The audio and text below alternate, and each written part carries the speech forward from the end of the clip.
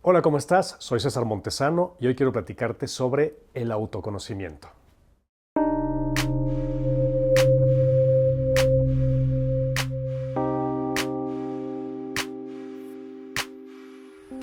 Antes que nada, vamos a definir un poco a qué me refiero con autoconocimiento.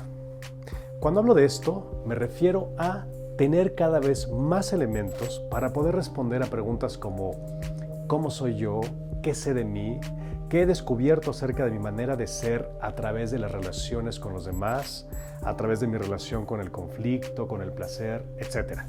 El autoconocimiento implica que podamos responder a estas preguntas de maneras cada vez más específicas. Por ejemplo, ¿cuál es mi manera de actuar ante el enojo de los demás? ¿Cómo actuamos con nuestro propio enojo? ¿Cómo nos comportamos frente al amor, frente al cariño, frente a las demostraciones de afecto de los demás? Las respuestas pueden ser muy obvias. Sin embargo, no necesariamente sabemos con claridad cuál es nuestra manera de actuar frente a estas situaciones. Podemos pensar que ante el enojo de los demás, actuamos alejándonos. A lo mejor creemos que lo hacemos por precaución y lo que no sabemos es que tal vez lo hacemos porque nos asusta nuestro propio enojo, porque nos asusta la manera en la que podemos actuar con nuestro enojo frente al enojo de los demás. Por ejemplo, ¿cómo reaccionamos ante el afecto de los demás? Tal vez sin darnos cuenta, ante el afecto de los otros, tendemos a ser evasivos, bromistas, distantes, y no estamos mirando que atrás de esa evasión hay mucho miedo a experimentar emociones cálidas por los demás. Tal vez no nos estamos dando cuenta que nos volvemos evasivos porque no sabemos qué hacer con nuestra propia respuesta afectiva. Entonces utilizamos el escape sutil de la evasión frente a la demostración de afecto de los demás. Cuando nos damos cuenta que evadimos el afecto de los demás porque nos asusta mostrar nuestra propia emoción, en ese momento internamente podemos comenzar a diseñar el plan adecuado de acción para poder experimentar poco a poco nuestras emociones y nuestros sentimientos sin tener que evadirlo. Y así ir dando pasos pequeños, pero concretos, ante la experiencia de sentirnos mucho más plenos frente a los demás.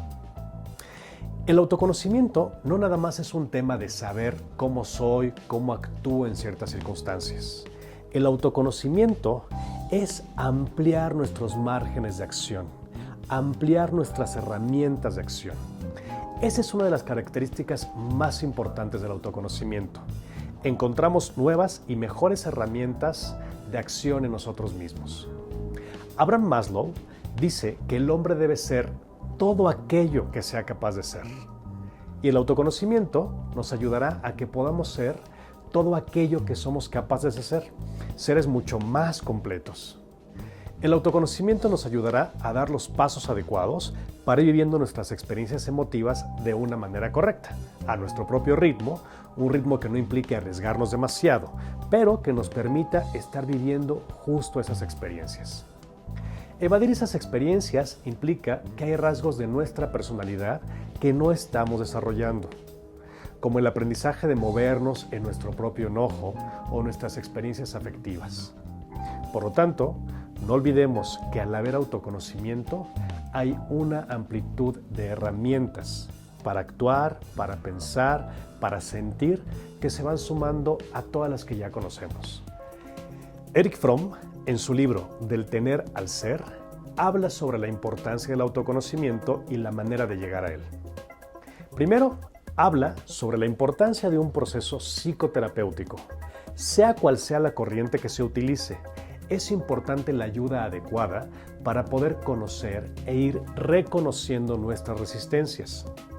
Y así ir desarrollando el hábito de la autoobservación para poder llegar a lo que él llama el autoanálisis, como un método de autoconocimiento. Al final de un proceso terapéutico, deberíamos estar familiarizados con todas nuestras acciones veladas y desconocidas y haber disminuido lo suficiente nuestra resistencia como para que podamos continuar ese análisis por nosotros mismos y así realizarlo todos los días durante el resto de nuestra vida.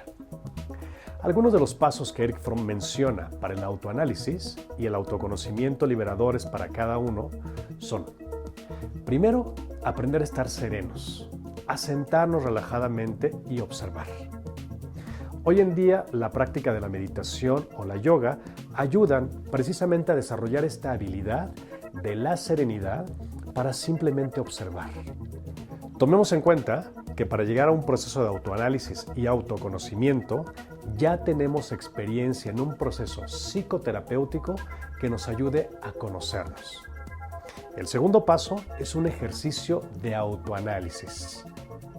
Por ejemplo, de pronto descubrimos que nos sentimos agotados, tensos, sin encontrar una causa aparente.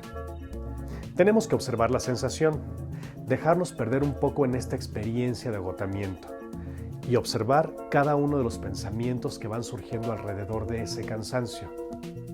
Conforme vamos observando cada uno de esos pensamientos, debemos ir cuestionando cómo cada pensamiento se va relacionando con la sensación de agotamiento.